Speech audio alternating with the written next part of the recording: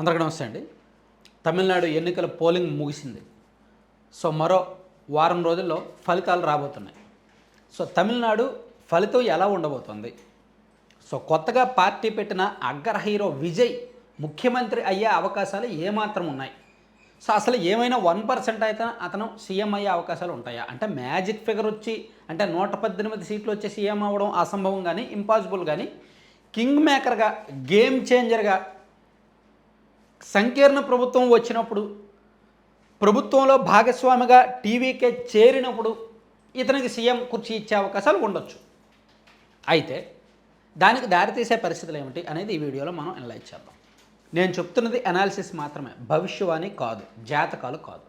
Analysis ఏ based మీద చెప్తామంటే అక్కడున్న పరిస్థితులు, పరిణామాలు, సో రకరకాల సర్వే రిపోర్ట్లు, రకరకాల సోర్సులను ఉద్దేశించి చెప్తుంటాం, అంతే తప్ప జాతకాలు కాదు. కాబట్టి పిచ్చి పిచ్చి కామెంట్లు కొంతమంది చేయొద్దు. నచ్చకపోతే చూడడం మానేసినా పర్వాలేదు. సరే, తమిళనాడు ఎన్నికల పోలింగ్ గతంలో ఎన్నడూ లేనంతగా జరిగింది. గత ఎన్నికలతో పోలిస్తే 11.5% ఎక్కువ పోలింగ్ జరిగింది. 85% పోలింగ్ అంటే మామూలు విషయం కాదు.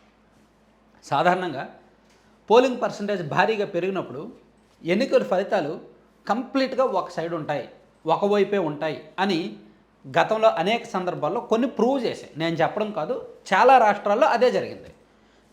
ఆంధ్రప్రదేశ్లో గడిచిన 2 ఎన్నికల్లో కావచ్చు, ఒడిశా కావచ్చు, మహారాష్ట్ర కావచ్చు, ఇక్కడ జరిగిన ఎన్నికలు మనం చూసుకుంటే గత ఎన్నికలతో పోలిస్తే పోలింగ్ పర్సంటేజ్ భారీగా పెరిగి సింగిల్ ఒక సైడ్ కంప్లీట్ వన్ వేవ్ వచ్చిందనమాట.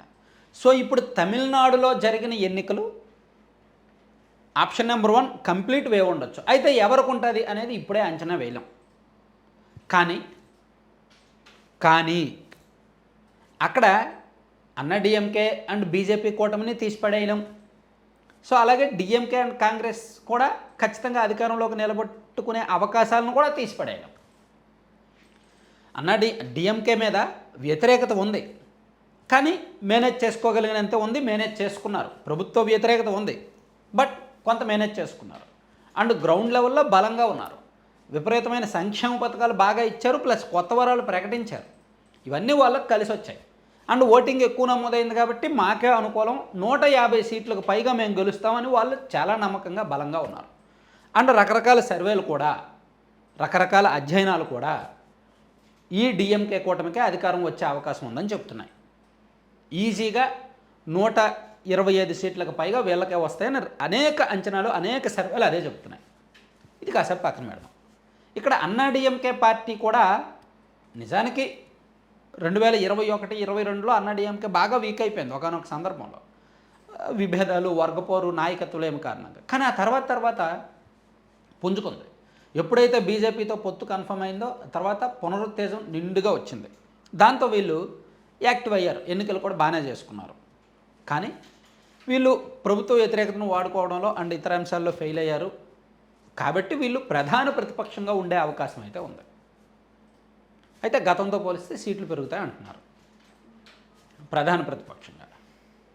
ఇక విజయ్ పార్టీ విషయానికి వస్తే, విజయ్ పార్టీకి ఉన్న పాజిటివ్ అంశాలు ఏమిటంటే యూత్ ఓటింగ్, కొత్త ఓటర్లు అతనికి ఆకర్షితులయ్యారని. సో యూత్ ఓట్లు ఎక్కువగా ఉన్న కాన్స్టిట్యున్సీస్ అండ్ అర్బన్ ఏరియా ఓటింగ్లో ఎక్కువగా విజయ్కి అనుకూలంగా పడ్డాయని అక్కడ రకరకాల సర్వేలు చెప్తున్నారు. సో ఒక 30 నుంచి 35 నియోజకవర్గాల్లో విజయ్ పార్టీ ప్రభావం మాత్రం ఉంటుంది. నోట్ మై వర్డ్, ప్రభావం ఉంటుంది. నాట్ గెలుస్తారని నేను చెప్పట్లా, ప్రభావం ఉంటుంది. ప్రభావం అంటే ఏంటి? ఒక నియోజకవర్గంలో ఒక 2 లక్షల ఓట్లు ఉన్న నియోజకవర్గంలో 5,000, 2,000 ఓట్లు వస్తే ప్రభావం లేనట్టే. కానీ 15,000, 20,000 ఓట్లకు పైగా వస్తే ప్రభావం ఉన్నట్టే. 2019 ఎన్నికల్లో జనసేన పార్టీ గెలుచుకున్నది 1 సీటే, కానీ ప్రభావం చేసింది 33 నియోజకవర్గాల్లో. అవునా కాదా? 33 నియోజకవర్గాల్లో వాళ్ళకి 20,000కు పైగా ఓట్లు వచ్చాయి కదా. అలాగే ఇక్కడ విజయ్ పార్టీ ఎన్ని సీట్లు గెలుస్తుంది అని ఖచ్చితంగా చెప్పలేం. రకరకాల సర్వేలు, రకరకాల లెక్కలు చెప్తున్నారు. కానీ వాళ్ళు ప్రభావితం చేసే సీట్ల సంఖ్య మాత్రం 30 సీట్లకు పైగా ఉంది. 30 నుంచి 50 సీట్లు వాళ్ళకి ఆ నియోజకవర్గాల్లో 20,000, 25,000 కంటే ఎక్కువ ఓట్లు వస్తాయి. అంటే వాళ్ళ బలంగా ఉన్న సీట్లు అవి. అయితే వాటిలో ఎన్ని గెలుస్తారు అనేది అంచనా వేయలేం. కొంతమంది మూడో నాలుగో గెలుస్తారంటున్నారు, కొంతమంది 7, 8, 9 గెలుస్తారంటున్నారు, కొంతమంది 20 వరకు గెలుస్తారంటున్నారు. సో నేను అనుకోవడం ఒక 10 లోపు, అరౌండ్ ఒక 10 వరకే గెలవచ్చు.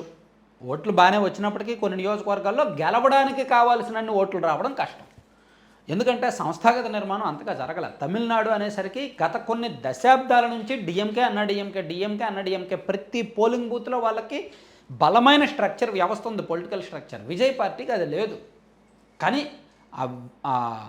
ఏమంటారు, ఆ హైప్ ఉండొచ్చు, ఆ క్రేజ్ ఉండొచ్చు, ఆ ఎలివేషన్స్ ఉండొచ్చు, ఆ సభలకు విపరీతమైన జనం వస్తే రావచ్చు కాక, కానీ గెలవడానికి కావాల్సినన్ని ఓట్లు తెచ్చుకోవడం రాజకీయాల్లో చాలా కష్టం.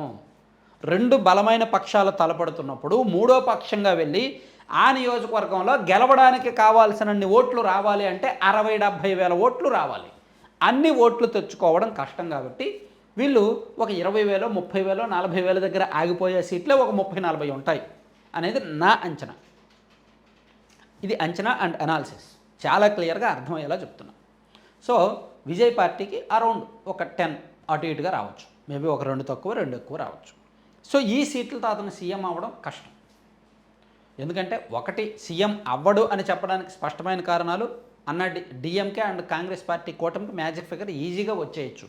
అప్పుడు ఇంకా విజయ్ 3వ స్థానంలో ఉండాల్సి వస్తుంది, సీఎం అవ్వలేడు.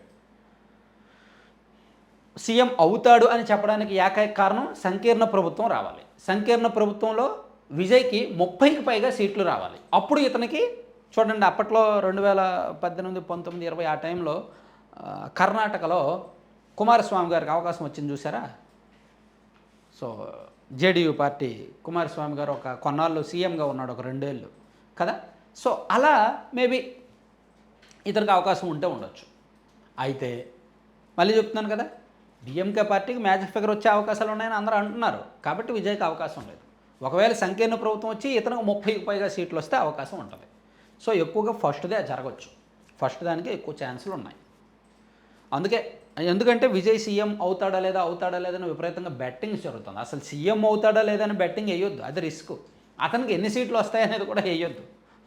మేబీ డబుల్ డిజిట్ వెళ్ళడం చాలా రేరు, వెళ్ళకపోవచ్చు, చూద్దాం. పరిస్థితుల్లో చాలా తమిళనాడు ఎలక్షన్స్ అయితే మాత్రం గతంతో పోలిస్తే చాలా ఇంట్రెస్టింగ్గా జరిగాయి ఈసారి.